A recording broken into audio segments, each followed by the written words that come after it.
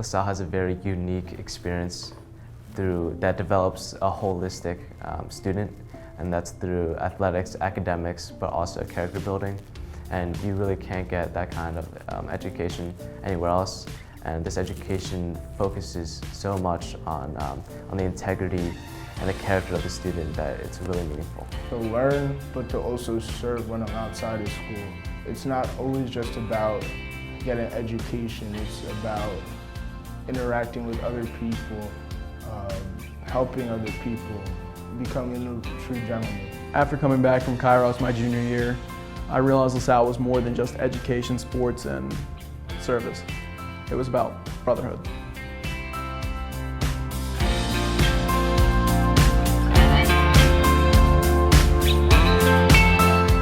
Hello, and welcome to our 5th social distance episode of WEXPtv. I'm your host, Harry Williamson. Today, May 1st, is Brothers Day. Take a minute to reflect on our Christian brother who has helped you during your Lasallian education.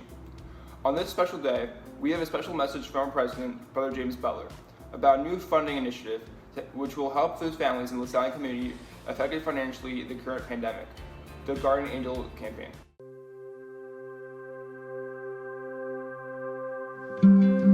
Throughout the 8 years I've served at LaSalle, I have never believed as much in one of our fundraising efforts as I do in the Guardian Angel Fund. A person would need an extraordinarily long memory to have experienced a time when families of LaSalle students have experienced the challenges we face today.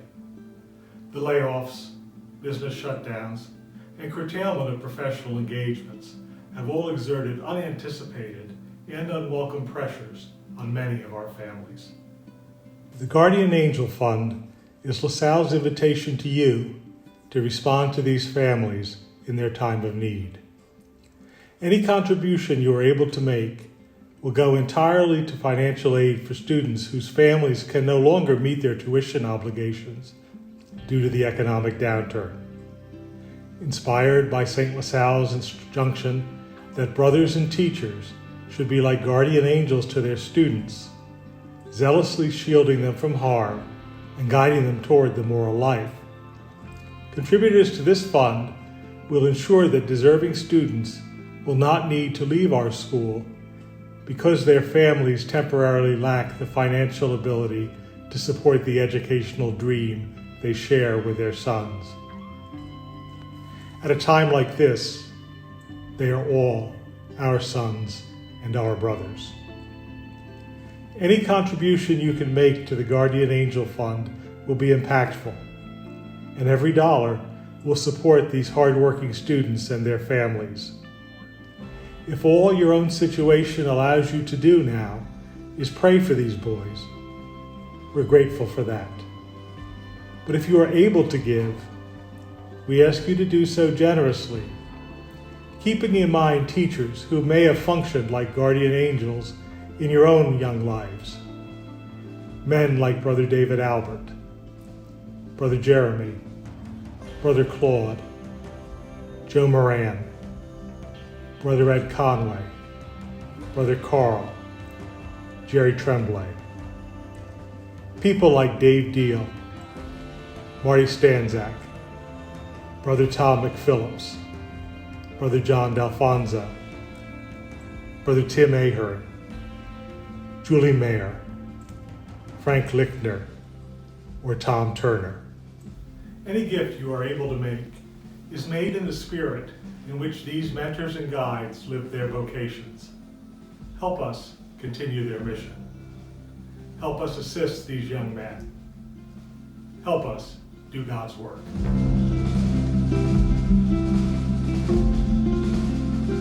To help the explorers in need, visit www.lschs.org/support for more information. The student council elections are held this week. Congratulations to our new president, Griffin Steinman, vice president, Liam Kennedy, secretary, Lucas Bracchia, and treasurer, Teddy Nagel. Enjoy a message from our new leadership team looking ahead to the 2020-2021 school year. Hello, LaSalle. I'm your future president, Griffin Steinman. And I am your future vice president, Liam Kennedy. Liam and I would like to thank you for all of your support and putting your faith in us. The position you guys have put us in comes with a great honor, and we are here to work for you. Here's a little bit about me. I'm a member of the football team, and I am in the weight room training with the team a lot. I have served on student council the past year, and I am a part of LSA tutoring. I've been a part of LaSalle's music department since I was a freshman, and I play multiple instruments. I'm also an active member of the lab managers, and I play on the Ultimate Frisbee team. I've also served as a class senator for the past 2 years, and I do LSA tutoring along with Liam. As your president and vice president, we are going to work for you. That means making the quality of life at LaSalle even better. We are going to start off next year by getting everyone set up with social media updates. We really liked Connor McCormick and Brandon Kern's idea of using the app called Remind. We are also going to look into the best way to communicate updates to you, whether it be on Snapchat, Twitter, Instagram, or using Remind. We also want to be as accessible as possible. Griffin and I are involved in many different parts of the school, so you should be able to find at least one of us. If you cannot, you can always find the school secretary and treasurer, Lucas Brascia, or Ted Nagel, and any other student council reps. We are extremely excited to get started and make next year a year to remember. We have a lot of things planned, and we are sure that you will have a good time. I'm Liam Kennedy. And I'm Griffin Steinman, signing off. With the Penn relays being canceled for the first time in 125 years, alumnus Bob Long gathered with our 2013 distance relay championship team to relive the most memorable race in the school history. Enjoy our first installment of LaSalle Legends. Welcome into the inaugural edition of LaSalle Legends, where we go back and take a walk down memory lane through some of the greatest moments of LaSalle athletics history. And what a great place to start. We have the 2013 Penn Relays Distance Medley Relay Championship of America champions, and the foursome here of Andrew Stone, who ran the 1200 leg, Levi Hardy, who ran the 400 leg, Jack McGee, who ran the 800 leg, and then Tom Coyle, who kicked it in, closed it, and ran the 1600 and crossed that finish line first. Also, Greg Bielecki, head coach of LaSalle College High School, is with us here. And guys, so happy that you're here. The Penn Relays is just an unbelievable display of amateur athletics, the preeminent amateur track and field meet in the world. And I'd open this up to Greg Bielecki first. Your thoughts on what the Penn Relays means to you and to LaSalle as an institution? Sure, yeah. I mean, obviously being, the biggest meet in America held every year with tons of attention on it, and being in Philadelphia, it's both at the forefront of the sport and, kind of our track and field community in the greater Philadelphia area. So, I mean, every year it's a meet that we are thinking about and looking forward to as soon as track season begins. And with this group of guys, from the time they were freshmen, we knew we had something pretty special going, and, we just kind of tried to prepare as best we could. I mean, definitely the hardest 400 I ran. I remember, after handing that baton off, we're coming up to the last straight over here. And I remember just handing that baton off and, my hands hit my knees. And I'm just like, kid, you got to get off the track. I'm like, I don't know if I can walk right now, I'll be honest with you. Yeah, I mean, this was just, you kind of black out during this phase, just rush of emotion. Sorry, I just finished it. Still get goosebumps. Let's go. But yeah, I mean, when you made that final move, you really just kind of everything at once. It's like you bring everything you have and you kind of put it out on the track. So you're in so much pain. You have all this emotion going through you. The crowd's going, and it's just this deafening noise. The unique thing about Penn Relays is it's not just a high school meet. It's not just a grade school meet, not even just a college meet. There's pros as well. And so it really spans all the different competition levels, and being able to have that familiarity as you kind of advance the next level, it's something to draw upon.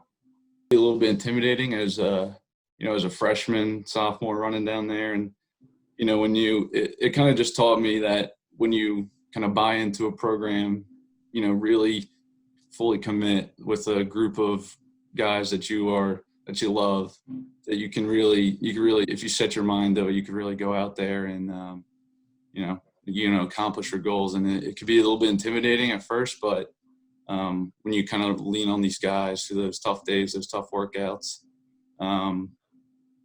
it can happen, and it's a reality. So, I mean, that was an awesome day for me personally and all of us. So, a few news and notes from school. Attention juniors. Check the daily bulletin to submit your senior retreat form for next year. Forms will be due May 6th. Our student-led esports tournaments will continue next week. Fortnite duos will take place on Tuesday night, followed by Madden, Rocket League, and Super Smash Bros. During the week. Sign up at www.lschs.org/WEXPtv and check social media for updates. And our virtual open house begins on Sunday and runs next week. Full details on all the events at www.lschs.org/admissions. Thanks to the students who will be participating in these events. Finally, this week, we leave you with an interview from Emmet Young and alumnus Dr. Bill Mezzanotte, class of 1976. His company, Behring Pharmaceuticals, is helping drug companies develop plasma technologies which will be used to combat COVID-19. Thanks for watching, and enjoy the interview with the explorer, truly leaving to serve. Good evening, Dr. Mezzanotte. Thank you for taking the time out of your busy schedule for this interview. I know LaSalle College High School is very proud to count you as one of its alums, class of 1976. From there, you went on to graduate from Villanova and Penn Medicine. You were the chief resident in internal medicine at Jefferson, and then went on to do a fellowship in pulmonary and critical care medicine at the University of Colorado. You have initiated a strategic alliance to use plasma as the means to beat COVID-19. The alliance has received much praise, including by the Bill and Melinda Gates Foundation. Thanks, Emmett, for inviting me to this interview, and thank you for the kind introduction. And I am a proud LaSalle graduate. And just so you know the irony, I am a graduate of 1976, which was the bicentennial year. And that's also traced to be the time where the AIDS epidemic actually started in the United States. So my time at LaSalle ended at the start of one grave epidemic, and now I'm here in another pandemic. Yeah. So, life continues to circle around. But back to your question, I think it's important for the audience maybe if I give you a kind of overarching framework of COVID-19 and how this fits in. So I'm just going to share my screen here for a minute and hope I do this right. So this is a framework really for addressing the COVID crisis. And you go from left to right, from mild to very severe. And so, of course, on the left, in the general population or in high-risk individuals or healthcare workers, we're trying to prevent the infection. And that's what we're all doing right now. We're social distancing. We're hoping that the warmer weather brings a reduction in the amount of virus. But vaccines, of course, is what people are hoping for in the longer term. And they're difficult to create, and they're going to take time. At the very far end is when you get into the ICU, people on ventilators, people in respiratory distress. You've heard those stories. And there are a lot of trials going on with drugs called monoclonal antibodies, which attack certain cytokines in the body to try to reduce the inflammation and make the patient recover. There are other therapies going on there as well. In the big middle, though, you get patients who might get infected, have some level of illness, either moderate or severe, may actually have to be hospitalized. And at that point, your goal is to reduce the severity of the infection. What advice would you give to LaSalle students looking to pursue a career in science and medicine? I am a proud LaSalle graduate, and I have had lots of education in my years, but I still count my fundamental education at LaSalle as really important. I think the teamwork that LaSalle is known for, working together, and the interdisciplinary part of it is really important. And I say in this alliance that we're working on has never been done before in the plasma industry. And I think part of the reason I was thought to start it was because of my time at LaSalle. And I like to say that in the fight about COVID, I would work with anybody to make it better, even somebody from St. Joe's Prep. But, but finally, what advice would I give? It two things. One, you have to be a lifelong learner. When I went to college, we got an introduction to molecular biology, which is so embarrassingly rudimentary now, Emmett, compared to what we know now. It's almost laughable. So you don't ever think you're going to stop learning. And two, I mentioned it before, the interdisciplinary approach. You know how in sports they talk about it's bad if you concentrate on one sport too soon in your life? Well, same with science is incredibly enriching and it requires a lot of focus. But don't forget the other humanities, because it's what makes the world go round. Science really helps, but people are still people. And the things we learn at LaSalle and things you learn outside of science are just as important. And collaborate, because you rarely can do it alone.